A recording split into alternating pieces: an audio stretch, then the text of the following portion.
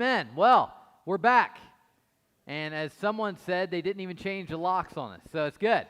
My key worked when I got here this morning, and so that's exciting. And I heard you guys, I heard Mike Coughlin, I don't see him, but I heard he did an amazing job up here a couple weeks ago, and then Sam last week. And so, yeah, it's good to be back, though. I'm glad that we were able to go away, get refreshed, but we were ready to come home and ready to see your faces and ready to be back at it. And so that's good. I got a little bit of a tan, too. Huh?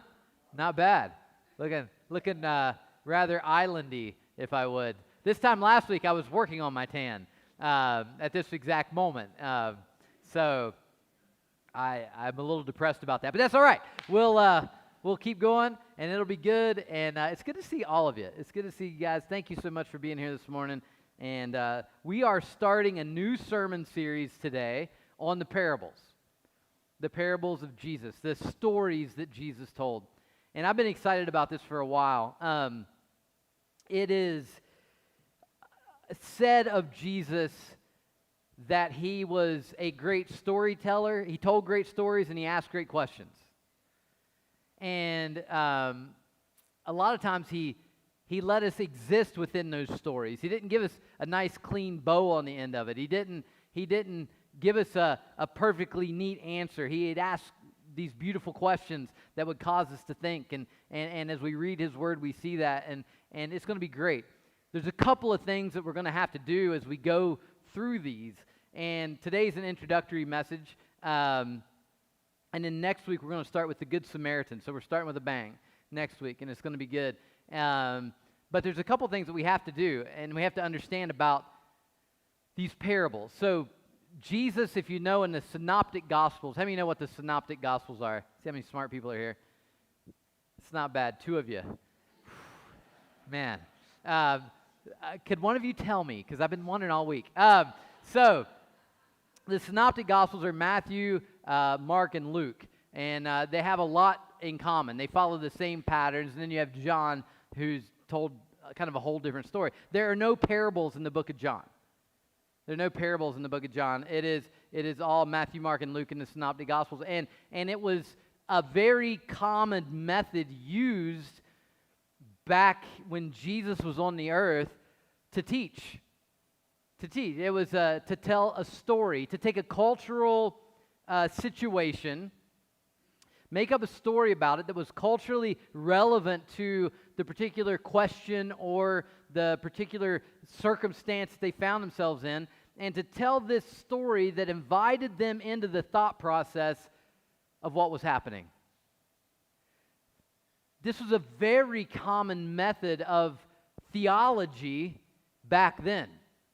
This storytelling, this inviting people into the thought, to participate in the process was a very common way. As a matter of fact, there was a man named Galen back in the first century. I believe he was in the first or second century, and he was the first one to speak kindly about Christianity who wasn't a Christian. The first one we see. And he said he was amazed by the fact that the Christians used parables as a primary function of learning, and how effective that was, and how convincing that was. How they used metaphor to help people understand the truth of the gospel. And what happened is now we've kind of shifted from that, and we now, in kind of the Western world that we exist in, we don't generally learn that way or see people that teach that way as being theologians or being able to be great teachers, maybe, if you will. Now we teach with logic. You know, it's like A plus B plus C plus D equals Z, and we see people as great teachers, as people who can string together these thoughts and make sense of things and talk them through. And oftentimes we see people that are maybe even very hard to listen to, very confusing to listen to because of all the things they're stringing together as being deep or being the apex of knowledge. But the truth is, most of us grasp and learn in a different way than that, don't we? I do. And I know I'm not trying to talk myself out of a job here, but it is true. What do they say about a picture? It's worth 1,000 words, right? And I know some of you are like, why don't you just show pictures and save us some time and we could get to the snacks a little earlier. But that's sort of what Jesus was doing with these parables. He was giving them a picture in which to sit and think and look out from that picture to see a worldview that was different than their own. He was inviting them, the hearers, into the process by the way he told and taught these parables. And such a beautiful thing. And you guys know what it's like when you see something, you can hear something described, but when you see it, it makes a far greater impact on you, you know? And so we're going to attempt to dive into these parables and invite us all into this process of thinking through our culture in light of Jesus' stories about their culture. And so one thing we have to do with that is we have to attempt, as we go through these parables, is we have to attempt to try to understand their culture, because that makes a difference. If we're going to understand the impact of what was being said, we have to somehow understand their culture so we can put it into our context so that we can learn from it even more effectively, right? And so that's what we're going to do as we work through. And there's so many great stories, so amazing. I'm really looking forward to this whole process. There's a guy named Kenneth Bailey who wrote a book called Jesus Through Middle Eastern Eyes. You guys, anybody read this book? Great book. We have it in our library, I believe. So all of you have zero excuse to not have read that, by the way, honestly. So it's out there if you want to check it out. But it'll be a great source for what we go through as we go through these parables. But he says that he's the one that uses the metaphor of the house. He said that when Jesus told these stories, it was like he was inviting you into a house from which to look out the windows at the grand truths and try to discern what you were seeing.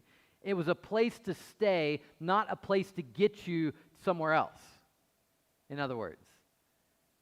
Does that make sense? He didn't just use these parables as something that was to launch us into another place. And that's what we can tend to do, is we can tend to try to illustrate our points, but use those illustrations as a way to get us from point A to point B or whatever. But the truth is, what Jesus was doing with the parables was massive. These are great, timeless truths that if we can get our heads wrapped around and grasp, they'll teach us so much about how to live, how to treat others, how to think of ourselves, how God the Father looks at us. You know, it's going to be a good journey, and I'm really looking forward to it. You're not quite done yet, though. So, first thing is, if I can get my clicker to work. Oh, Joy turned it off. Thanks a lot, Joy. All right. Blame shifting. There's a parable or two about that. So, what are parables? And we talked about that a little bit, but what was your definition growing up? Anybody? A story with a lesson. Which, here's what I heard: an earthly story with a heavenly meaning. Right? That's a simple way to put it, but that's what, when I was growing up, that's how we were taught what the parables were. An earthly story with a heavenly meaning.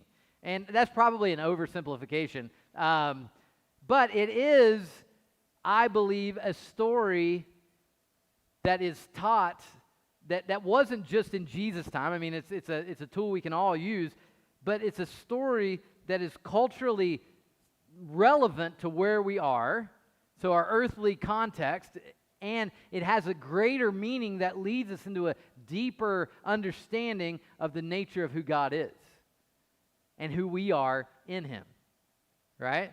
And so that was mine, an earthly story with heavenly. with a heavenly meaning. The word literally means throwing alongside, as in an analogy, comparison, or illustration. So it was Jesus coming here, and he started talking in this way. What we generally expect. How many of you went to Bible college? Any Bible college students here? A few.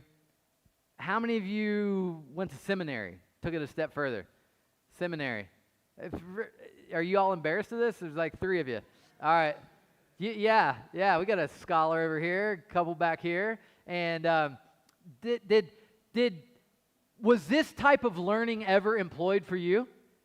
Wasn't for me. It was just memorizing a systematic theology or memorizing something else and stringing things together. And I'm not trying to belittle by any stretch doctrine and our knowledge. Those are important things to know. But we have to always remember that we're following a person, not our knowledge about a person. That's different. We're trusting not in our own understanding. Right? We're not leaning on our own understanding. We're trusting in God according to Proverbs. That's what he tells us to do. You know, and it's great to know all about God, all that we can take in, all the knowledge we can gather. It's great to do that. It's great to read. And by the way, I think it's so important to be an eclectic reader if you want to grow and know and have your world expanded. It's so important to get outside of our echo chamber and hear what other people are thinking and what other people are saying. And what a beautiful thing it is to have all these different things and to be able to filter it through our relationship with God. And I love all that stuff. And I don't belittle any of that at all. At all. I went to Bible college. I got an A once. And didn't know they had PE in seminary, did you? But anyway, but it was. I don't belittle any of that, but it's interesting to me that the tree of original sin was the tree of the knowledge of good and evil. Right? That's interesting.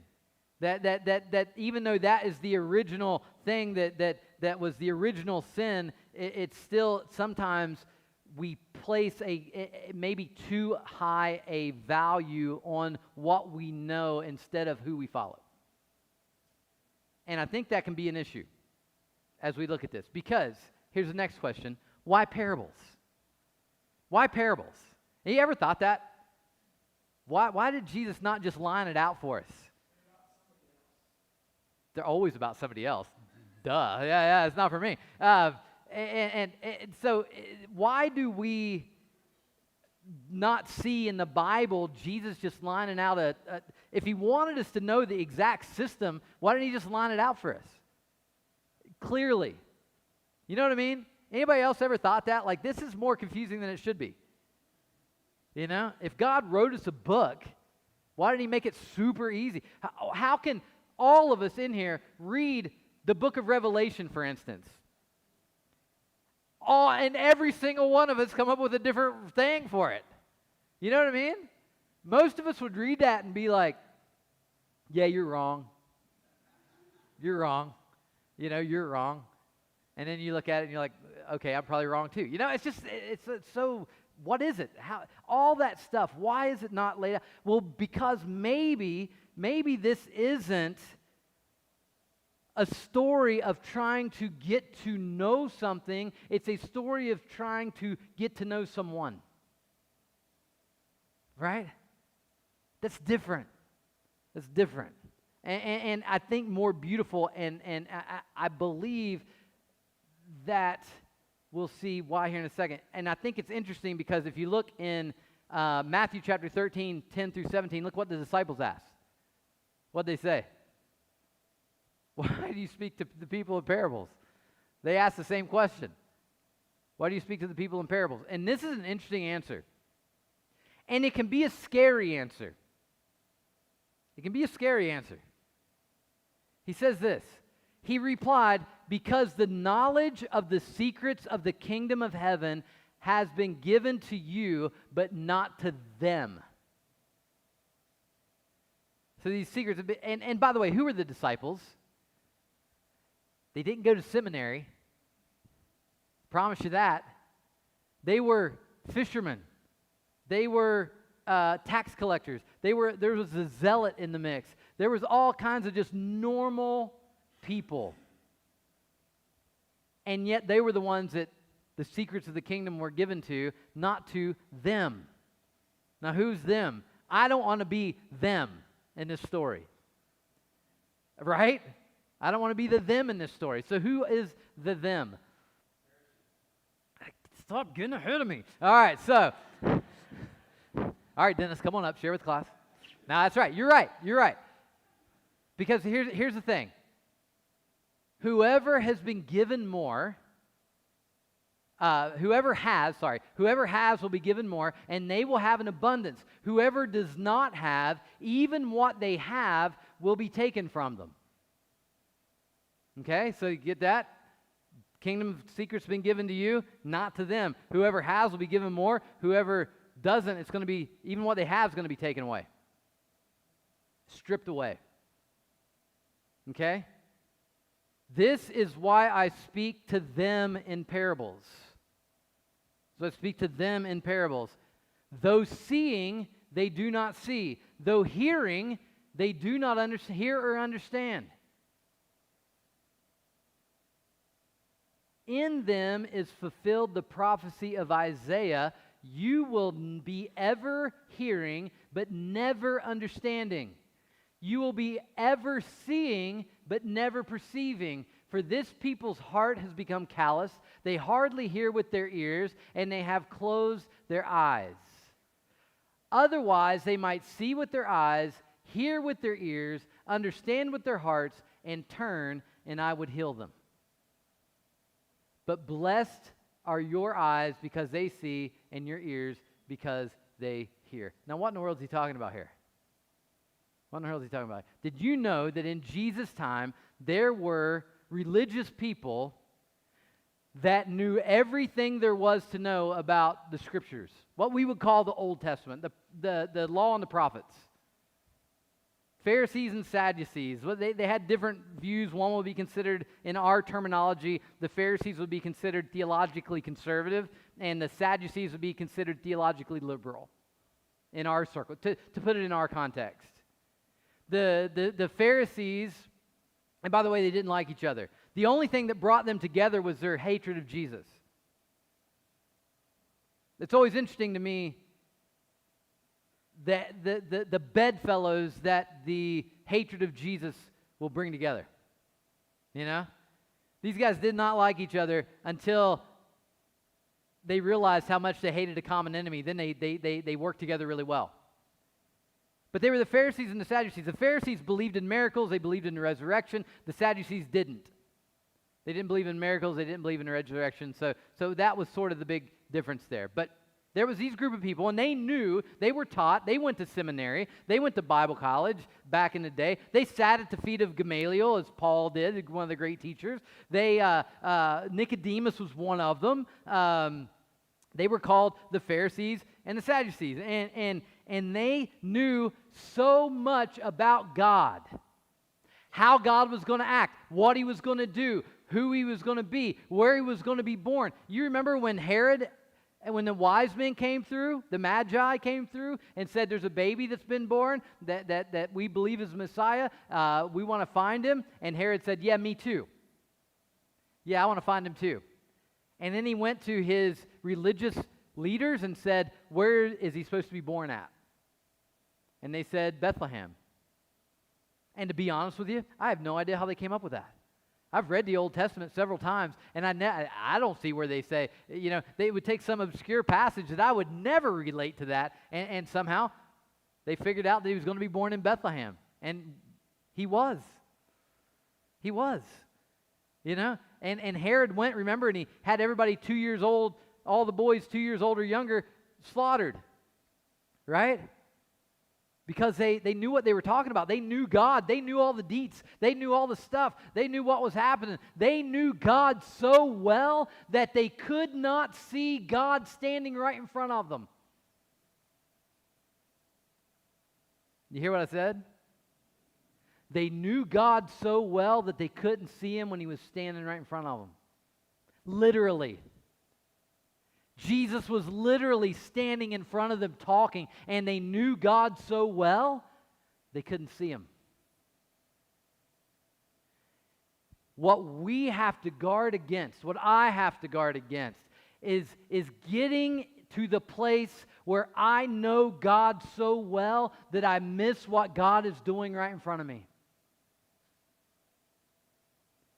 And I lean on my own understanding. I feast at the fruit of the tree of the knowledge of good and evil, and I cross all my T's right. I dot all my I's right. I've got my doctrine down pat. I know exactly who I am. I've got my label, and I'm going to live the rest of my life defending that label. And when we do that, we're in danger of missing God when He's working right in front of us, literally. Just like they did. We're no better than the Pharisees. We're no better than them. As a matter of fact, of all people in the world, we are most like them because of the nature of who we are. We believe in God. We're striving to be holy. We want to live lives that are separated. We want to show the world the truth of who God is. And if we're not careful, we end up getting everything we think right and missing the simplicity of God working in our very presence. So an example. Labels. Yeah, supposedly the world's funniest joke is I don't think it's all that funny, but it has something to do with, I've been told it before, it wasn't a Baptist thing, it was a denominational thing, but basically it's like, hey, what are you? I'm a Nazarene. Well, I'm a Nazarene too. What type of Nazarene? Well, I'm from this particular synod. Well, me too. And they're both standing on a bridge, by the way. That was important. And they said, well, I'm from this tradition. Oh, hey, me too. Well, what version of the Bible do you use? I use this version of the Bible. Hey, me too. Hey, well, who's your whatever. They ask all like 15 questions, and they agree on every one of them. And then they say something about what font do you use in your bulletin, and it's different. And so the one guy shoves the other guy off the bridge. Yeah, right? Anyway, but there's a lot of truth to it. Whether we like it or not, there's a lot of truth to it. Because what happens is we label ourselves. We are a whatever type of Christian. What we are is Christ followers. Period. We're Christ followers. Imperfect, trying to figure it out, fellow struggling, Christ followers. That's it. But what happens is we label, and I'm going to say me. I'll say me. And I've done this before, several times. Because we always want to be right. Right? I always want to be right. I always want to find that magic system that is perfect. That magic thing that makes it all make sense. Those 5 points that we can put a neat box around and put a bow on and be like, finally, I got it figured out. And God's like, you know, I got it figured out.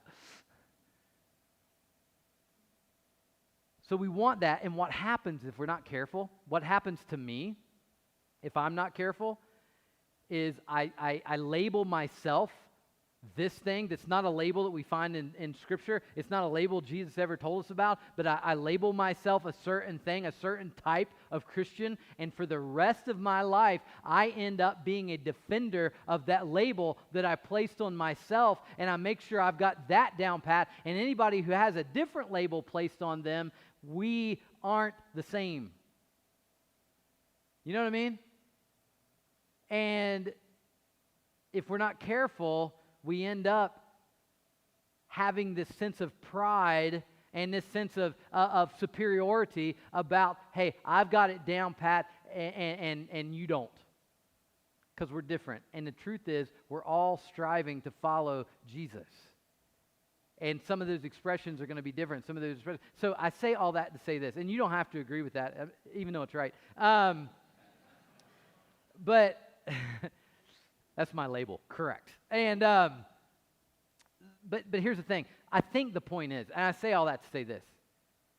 I think the point of this passage that Jesus gives as the reason for speaking in parables is what we need to do: stay teachable.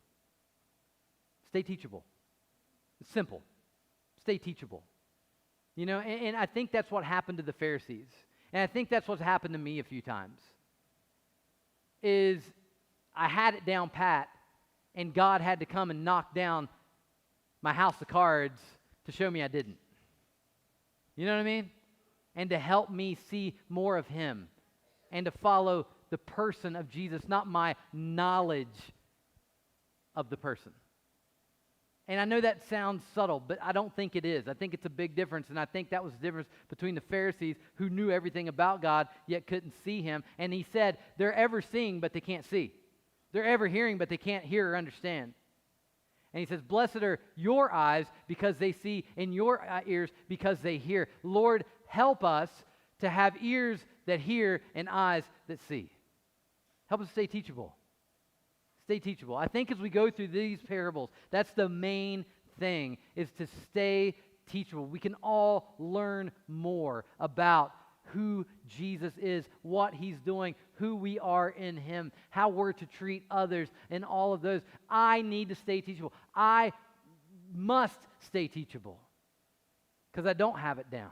God's way bigger than my ability to grasp, and I need to just follow Him. And sometimes He takes us to places we never dreamed we'd go, doesn't He? Blessed are your eyes that they see and your ears that they hear. Why the parables? Because I believe that He wants to invite us in to a bigger story than what we're capable of on our own. You know? And that's why I believe in Proverbs. He says, trust in the Lord. Lean not to your own understanding. In all your ways acknowledge Him, and He will direct your paths. You know, His word is a light unto our path. And oftentimes I believe if we're not careful, if I'm not careful, it becomes me trusting in what Trevor knows about Jesus, not who Jesus is. And God, here's what I think I know, that I know you're doing something, and I want you to invite me in to this, and I want to grow and know you more and more and more, no matter where that takes us, right? That's the scary part, isn't it? That's the scary part. We want to control it. We want control. We want to be able to say, okay, I can control everything, but if we say, okay, God, we're just going to follow you, that can be a scary thing because you never know where God's going to call you. One of our missionaries is back here, and I know the Sylvester, help me with your first name, I'm sorry. I just want to see if you remembered. And, but just got your visa, heading back to Thailand, to a people group that we don't know much about. I guarantee if you ask her and say, hey, 5 years ago, what were you going to do with your life? It probably wasn't this. It probably wasn't this. But what happened? They said, okay, God, here you go. And God's like, cool, let's go. It's going to be awesome. It's going to be better than you think. And now they're going to some crazy place in the middle of the world, and we all get to be a part of that, and we all get to see it. And what an adventure that they're on. Why? Because God's bigger than us. And we're not to lean on our own understanding, but on Him, the person of Him. All right? So stay teachable. Let's stay teachable. Let's strive to stay teachable through this whole thing, yeah? And that's the thing. And so have that. Now, I wasn't done with the passage. For truly, I tell you, many prophets and righteous people long to see what you see, but didn't see it, and to hear what you hear, but did not hear it. And how blessed are we that we get to see the words of God, the words of Jesus recorded for us in 4 different books. And we get to look and see what Jesus said. How blessed are we to be able to sit at the feet of Jesus the way we're able to sit at the feet of Jesus? How dare we impose our knowledge upon him and say, no, I got this. Let's just sit there and listen. I want to sit there and listen. I want to invite you to sit down and listen with me, and let's just see what God will do. Stay teachable. Now, the last thing I want you to think about is we are parables. We are parables. Think about it. We are we're a story. Our lives mean something. Our lives are unique. No one's lived your life ever before. It's yours.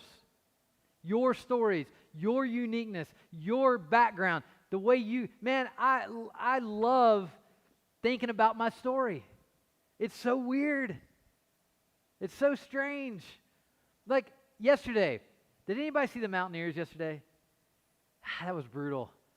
We were playing Pitt. I hate Pitt. Anybody go to Pitt? Get out. Yeah, it's our mortal enemy. But I have no idea why. We hate them. Always have.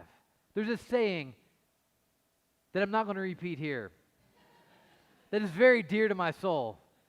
I've thought about getting a tattoo of it, but I won't. But it rhymes with Pitt, by the way. And we were up 10 points with 3 minutes left, and they had a 2nd and 30. For those of you that don't know anything about football, that is an automatic win. That's not, you don't lose. The little predictor on ESPN said 99% chance West Virginia's going to win. I'm like, whew. Well, we lost. So it was depressing. It was sad. And I'm sitting there, and I'm all upset about this game. And I'm sitting there trying to figure this out, and I'm like, I have lived in Oregon like way longer than I lived in West Virginia. Way longer. I didn't go to WVU. I went to WVU at Parkersburg. That's not the same thing. That's the community college version of WVU. You know? I didn't go there. I never hardly spent any time on the campus other than going to games. Why? Because it's part of my story. It's part of my story. It's part of who I am.